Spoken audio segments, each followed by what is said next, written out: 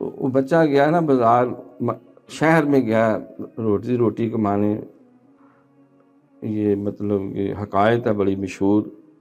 تو ماں نے کہا کہ میں نے تیرا کھانا باندھ دیا، تو یہ اس وقت پراٹھے کھانے ہیں جب یہ شہد بن جائے۔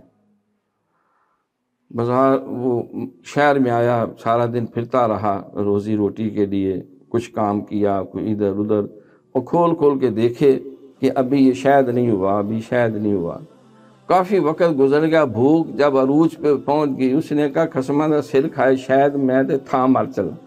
اس نے وہ کھولا وہ پوٹلی، اور وہ خشک روٹی جس پہ نہ کوئی اچار تھا نہ سالن تھا، کھایا تو اس کو شہد سے بھی زیادہ مزہ آیا۔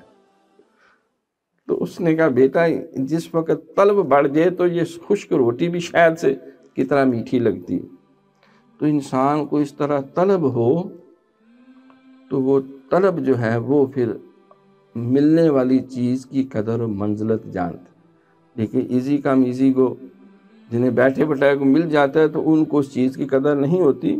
اسی لیے ماں باپ کہتے ہیں تمہیں کھانے کی ہر شے مل گئی ہے بیٹھے بٹھائے، اس لیے تمہیں قدر نہیں۔ ہم سے پوچھو کس طرح ہم نے تکلیفیں اٹھا کے ہم، اور وہ ریڑوں گڈھوں کی لائٹوں کے نیچے اور کھمبوں کی لائٹوں کے نیچے بیٹھ کے ہم نے پڑھا ہوا ہے، تو پھر پیپر دیے، پھر پاس ہوئے، کتنی تکلیفیں اٹھائی۔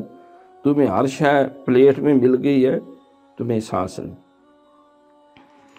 تو یہ ساری گفتگو کرنے کا مقصد یہ ہے کہ بعض ایسی چیزیں ہوتی ہیں جب تک بندہ اس میں سے گزرے نہ پریکٹیکلی، وہ اس کی حقیقت کو نہیں سمجھ سکتا۔